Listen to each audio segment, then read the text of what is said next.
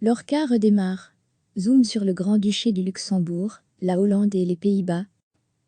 Désinfection obligatoire, masque en permanence pour le personnel, du changement dans l'air. En attendant la réouverture de nos propres restaurants, nous sommes allés voir comment ça se passait au Grand-Duché du Luxembourg, en Hollande et aux Pays-Bas. Nous avons commencé notre périple à Arlon, où dans le centre de la ville, cafetiers et restaurateurs se préparent à la réouverture de leur établissement.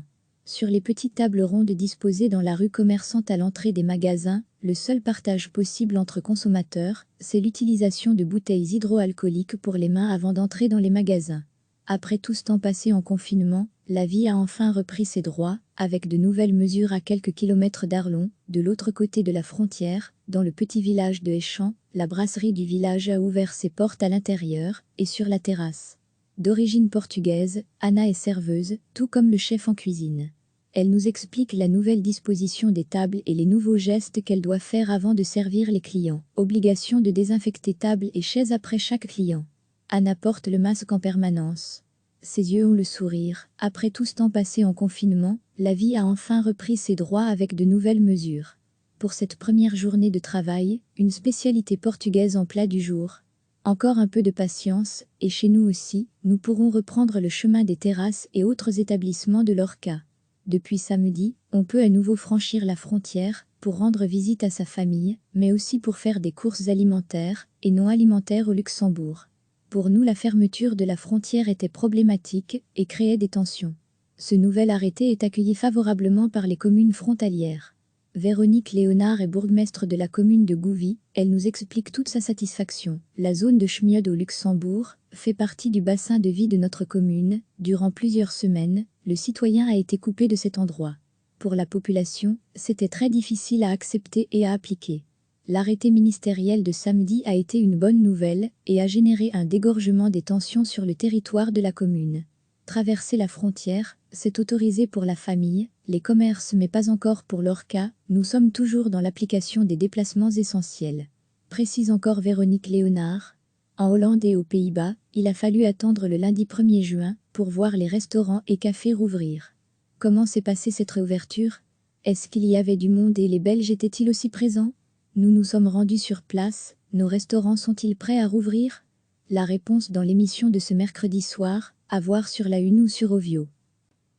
En attendant la réouverture de nos propres restaurants, nous sommes allés voir comment ça se passait au Grand-Duché du Luxembourg, en Hollande et aux Pays-Bas.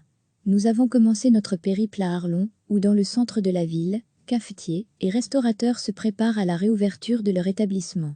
Sur les petites tables rondes disposées dans la rue commerçante à l'entrée des magasins, le seul partage possible entre consommateurs, c'est l'utilisation de bouteilles hydroalcooliques pour les mains avant d'entrer dans les magasins. Désinfection obligatoire, masque en permanence pour le personnel, du changement dans l'air. Après tout ce temps passé en confinement, la vie a enfin repris ses droits, avec de nouvelles mesures à quelques kilomètres d'Arlon, de l'autre côté de la frontière, dans le petit village de Échamps, la brasserie du village a ouvert ses portes à l'intérieur et sur la terrasse. D'origine portugaise, Anna est serveuse, tout comme le chef en cuisine.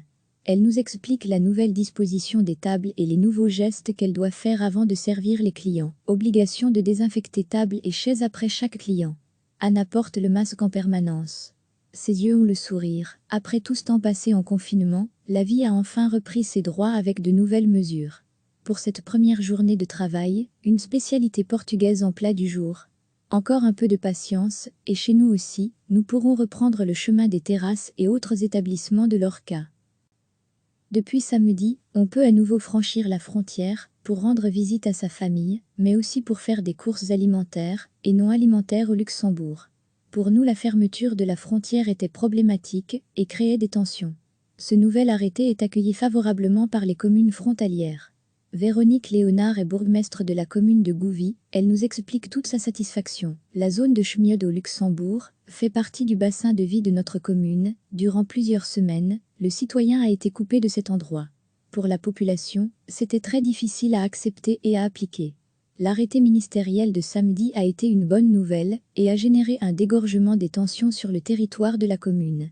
Traverser la frontière, c'est autorisé pour la famille, les commerces mais pas encore pour Lorca, nous sommes toujours dans l'application des déplacements essentiels.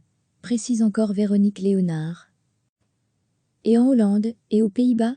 En Hollande et aux Pays-Bas, il a fallu attendre le lundi 1er juin pour voir les restaurants et cafés rouvrir. Comment s'est passée cette réouverture? Est-ce qu'il y avait du monde et les Belges étaient-ils aussi présents? Nous nous sommes rendus sur place. Et en Belgique? Nos restaurants sont-ils prêts à rouvrir? La réponse dans l'émission de ce mercredi soir, à voir sur la Une ou sur Ovio. Cliquez sur s'abonner pour recevoir les dernières nouvelles.